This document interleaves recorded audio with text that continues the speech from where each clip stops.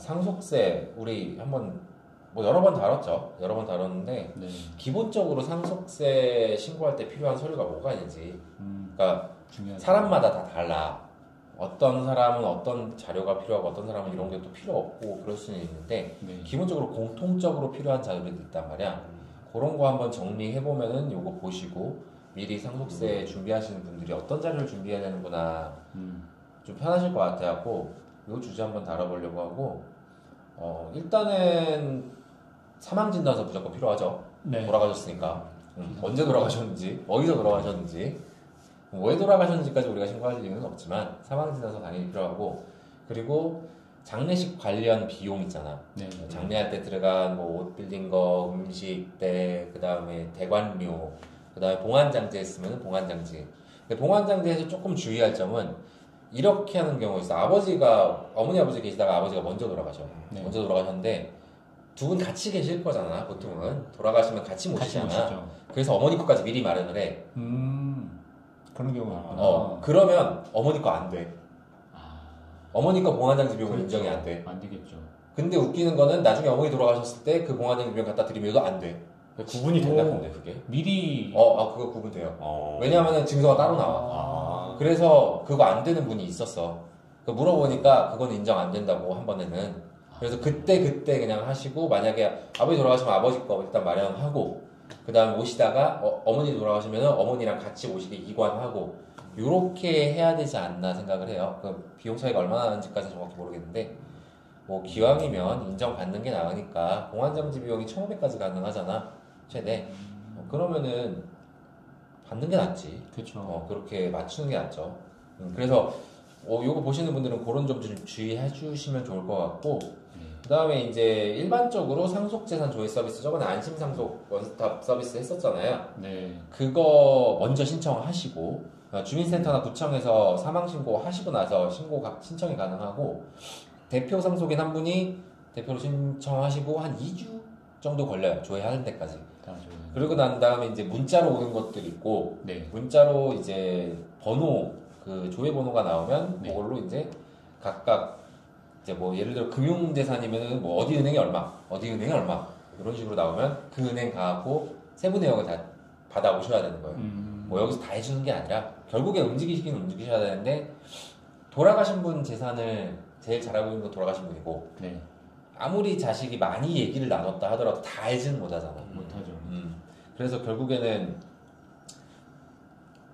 이 서비스, 원스톱 서비스가 해주는 거는 어디에 뭐가 있는지 정도는 파악해 준다는 거. 그리고 정부도 이거를 기반으로 하기 때문에 일단 출발 선상이 동일 선상이 되는 거야. 원래 옛날 같으면은 정부가 앞에 있었지. 얘네가 더 많이 알고 있으니까. 그래서 유족들은 많이 모르는 경우가 많았고. 그래서 무조건 조사 단계에서 추징당하고 이런 일이 많았는데 그래도 원스톱 서비스 시작하고 나서는 추징당하는 거거나 그런 게 좀 적어진 걸로 알고 있어요. 그래서 뭐 보험금, 금융재산 이런 거 하고 그 다음에 한 가지 더 홈택스에서 상속재산이나 사전재산, 사전증여재산을 조회하는 서비스가 있어요. 그거는 이제 우리가 신고하다 보면은 과거 10년치 통장 내역을 싹 다 뒤지는데 네. 그때 이렇게 면목 없이 간 금액들이 있단 말이야. 지금 분명히 이건 증여가 맞는 금액들. 신고는 안 된 거. 네. 혹은 보냈는데 이거 신고했는지 아닌지 기억이 안 나. 그런 것들이 있는데 그런 사전 증여한 거를 신고를 했다면 다 조회해주는 서비스가 국세청 홈택스 내에 있기 때문에 일단은 상속인들 중 그 대표 상속인이라고 하는 사람의 아이디로 신청이 가능해요. 한 일주일 정도 소요되고 그래서 이 두 가지 서비스를 다 이용을 해가지고 받아보는 거 일단은 어떤 이슈들이 있는지 받아보고 거기서부터 출발하시는 게 제일 좋을 것 같고 네. 어떻게 보면 이거는 시험 공부로 따지면 그래도 정부가 예상 답안을 미리 좀 알려주는 거네. 그치. 족보 같은 개념이 족보. 그리고 이제 기본적으로 돌아가신 분의 주민등록 말소자 등본 그리고 상속인들의 가족관계 증명서. 네. 뭐 예를 들어 내가 아들이면은 내 기준으로 뽑으면 위아래 우리 가족 다 나오잖아요. 그렇게 그리고 근데 상속인들 것마다 다 필요해요. 왜냐하면 손자한테 준 것들을 파악을 해야 되는데 가족관계 증명서 안 갖다 주면은 돈이 나갔는데 손자인데 우리가 그냥 모르고 지나갈 수 있어. 우리 이름을 모르잖아. 네. 그래서 상속인들의 가족관계 증명서 다 주셔야 되고 주민등록등본 상속인들 거. 여기서 말하는 상속인들은 유족들. 피상속인이 돌아가신 분이고 상속인이 유족이니까 이거 헷갈려 하시는 분들이 꽤 있어요. 그래서 그거 좀 준비를 해주셔야 되고 네. 그리고 이제 아까 얘기했던 안심상속 서비스 네. 그거 바탕으로 조회된 결과를 기준으로 각 금융사나 증권사, 보험사 등에 방문해갖고 잔고증명서 돌아가신 날짜 기준에 잔고증명서 그리고 보유 주식 그리고 보험금 내역을 개별로 각각 수령을 하셔야 되고 그리고 대출이 있다면 대출 잔액 증명서 부채 잔액 증명서도 그 날짜로 수령하셔야 되고 계좌별로 10년치 10년치. 이거는 사실 조사 때나 봐야 되는 건데 네. 저 같으면은 그냥 10년치를 미리 봐요. 어차피 나중에 조사 받을 거고 상속세는 조사를 무조건 거치니까 미리 자료 받아놓는 것 같네요. 미리 받아봐서 미리 나는 검토를 해요 그냥. 그래서 이거는 증여 신고 했었어야 되는데 싶으면은 얘기해서 뭐 사후적으로 신고해가지고 조사 때 좀 손을 줄일 수 있게 그렇게 만드는 편인데 이건 세무사님들마다 일하는 방식이 다르기 때문에 네. 이걸 뭐 어떻게 이렇게 꼭 해야 된다라고 말씀드리지는 못할 것 같고 근데 뭐 어쨌든 제 거 보시는 분들은 미리 좀 준비를 해주시면 저희 세무사들이 조금 더 편할 수 있다. 네, 그리고 가능하면 엑셀로 받아주시면 더 편하다. 이게 제일 중요한 포인트 같습니다. 엑셀로 받아주시면 더 편하다. 안 그러면 우리가 다 쳐야 되니까. 정말 10년치 거래가 양이 어마어마하더라고 진짜. 나 제일 많이 해본 건 요만큼까지 들었어요. 그래서 한 달 동안 계속 입력만 하고 있었어. 그때는 뭐 변환 프로그램 이런 것도 없었어가지고 지금은 어느 정도 AI 해가지고 변환한 다음에 잘못된 부분만 수정해주면 그래도 손이 좀 덜 가는데 그래도 많이 가긴 해요. 하나하나 다 금액 맞춰봐야 되니까. 변환 잘안 돼. 근데 변환이 그렇게 완벽하게 되진 않아. 근데 그때는 다쳤어. 한 달 동안 진짜 하루 출근해서 입력하고 밤까지 입력하고 그거 한 달 동안 쭉 하니까 이만큼 다 끝나더라고. 그러면서 잔액 다 맞춰보고. 그러니까 그거 완전 그냥 노가다. 물론 이제 이걸 누구한테 맡기면 되긴 하는데 돈 주고. 근데 그렇게 하면은 못 믿겠어 사실. 내 손을 안 거치면은 나도 못 믿겠어가지고. 그리고 이제 부동산 임대업을 하시는 분들은 임대차 계약서 다 주셔야 되고 임대보증금은 다 부채니까 차감 항목이니까 주셔야 되고 차량 있으신 경우는 차량 등록증 그리고 우리 이제 차량을 누구가 받았다 그러면 지방세 낼 때 지방세 과세 표준 나온 그 영수증 그게 이제 차량 가액이 되기 때문에 그거 준비해 주시고 근데 부동산 같은 경우는 이제 저번에 한번 얘기했던 건데 취득세 좀 덜 낼 수 있는 방법이 있잖아요. 그치.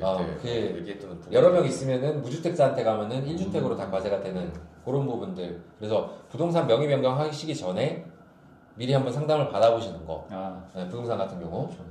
그리고 뭐 이건 흔한 경우는 아닌데 콘도 회원권은 좀 가지고 계신 분들이 있을 수 있는데 골프 회원권 같으면 많지는 않잖아. 근데 그런 경우 회원권 가지고 계신 경우는 회원권 4번 있어야지 우리가 조회를 해볼 수 있으니까. 근데 콘도 회원권 같으면 가액이 잘 안 나오더라고.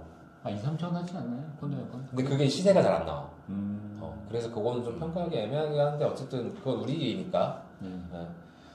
그리고 사업자 같은 경우는 이제 개인 사업자 같은 경우 사망하신 것과 동시에 종합소득세 신고를 해야 돼. 살아계신 동안에 그 종합소득세 신고를 해야 되니까 그거 수행하고 그 세액은 상속세에서 차감 항목이니까 그거 꼭 챙겨야 되고 법인 사업자 같으면은 사업은 계속 진행되지. 네, 법인은 죽은 거 아니니까. 근데 이제 지분을 물려받아야 되기 때문에 주식평가, 주식가치평가를 한번 수행을 해야 되고 지분에 대해서 그러면은 우리 세무조정계산서라고 하는 이제 법인사업은 나오는 책자 이게 3년치가 필요할 거고 그 다음에 이제 주식 상속 과정을 수행을 해야죠. 그래서 그런 만약에 아버님이 법인 가지고 계시고 주식이 많으시다 그러면 그런 부분들 생각해가지고 말씀을 해주셔야 돼. 그래야지 우리가 따로 안내를 해드릴 거고. 나 당연히 상속일 10년 이내 상속일 기준으로 10년 이전에 상속자들이 받은 그러니까 유족들이 받은 사전 증여한 내역이 있다면은 그 해당 증여세 신고서를 준비를 해주셔야 되고 그래서 증여세 신고서 준비해 주시고 그 다음에 이제 상속일 2년 이전에 그러니까 돌아가신 날 2년 이전에 어떤 자산을 팔았다 뭐 예를 들어 뭐 상속일 돌아가시기 2년 전에 집을 팔았다. 그러면은 그 부분에 대해서 양도소득세 신고서 준비를 해주셔야 되고, 뭐 집 아니어도 어떤 부동산 같은 걸 팔았다. 그럼 양도세 신고서 준비해 주셔야 되고, 그런 경우에는 재산인출이라고 해갖고 이제 그런 이슈가 있을 수 있어. 그러니까 1년 이내에 2억, 2년 이내에 5억, 사용한 내역이 있으면 그 사용한 내역을 좀 증명을 해줘야 돼. 뭐 신용카드나 이런 부분 같으면은 그냥 자연스럽게 신용카드 나간 거니까 증명이 되는데, 명목 없이 돈을 빼가는 경우가 상당히 있단 말이야. 네. 그러니까 이 정도는 다들 알고 계셔. 돌아가셨으니까 현금 좀 빼놔야지. 근데 그게 과한 경우에는 문제가 될 수 있기 때문에 그런 건 좀 주의를 해주셔야 돼. 뭐 과한 범위가 어느 정도까지냐 그걸 말씀드리긴 좀 어렵지만, 아까 얘기했듯이 그 1년 내 2억, 2년 내 5억 이상을 인출을 그냥 했다면, 인출하거나 그냥 누구한테 그냥 송금만 했다면, 그런 부분들이 왜 인출됐고 왜 송금됐는지 알아야 되는데, 사실 뭐 현금 자산 많으신 분들이 그냥 100만 원씩 꺼내가지고 쓰실 수 있잖아. 그런 것까지 다 추적하지는 못하지만 그런 부분은 좀 주의를 해주셔야 되고, 마지막으로 이제 돌아가신 분 고인 명의의 전력비나 관리비, 그 다음에 전화비, 카드 결제 내역. 카드 결제 내역은 월마다 나가긴 하는데 딱 결제일 전에 돌아가신 경우가 있잖아. 네. 근데 이분이 카드를 보통 한 달에 한 1,000만 원씩 쓰셔. 그럼 1,000만 원 공제 받아야지.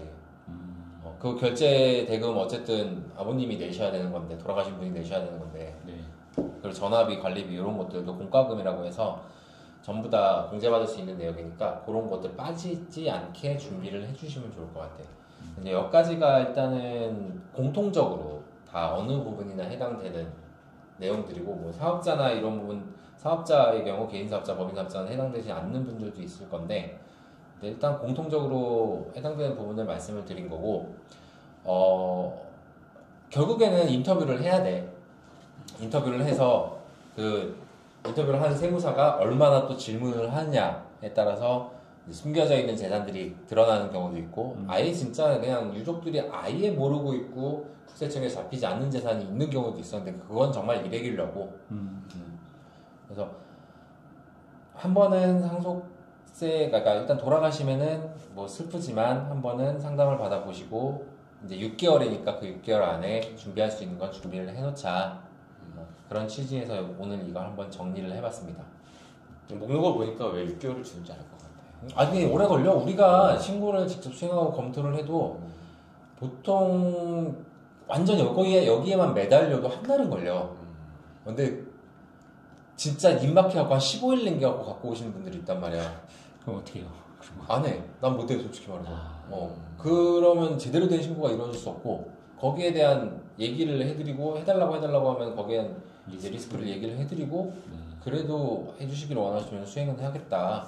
근데 분명히 문제가 많이 발생해. 그런 경우에는. 일단 어차피 조사에서 다 드러나긴 할 건데, 그거지. 미리 좀 다 파악해서 신고를 하느냐, 조사 때 추징을 당하느냐. 근데 조사 때 추징 당하면은 신고기간 끝나고 나서부터의 가산세라든가 가산금이 붙잖아. 네. 평가의 문제 같은 가산세가 안 붙는데 나머지는 가산세가 붙는단 말이야. 그런 부분들이 있기 때문에 미리미리 준비하시는 게 좋아요, 상속세는. 그리고 나중에 한번 다루겠지만, 상속이 이루어질 것 같다라고 생각하시는 분들은 사전에 몇 년 전에라도 이렇게 좀 어떻게 하는 게 나중에 상속세 부담이 좀 적어지겠느냐, 아니면 상속세가 결국엔 억 단위 현금을 내잖아. 그러면은 그거 어떻게 준비해야겠느냐, 그런 것도 좀 미리 상의하시면 더 좋을 것 같아요.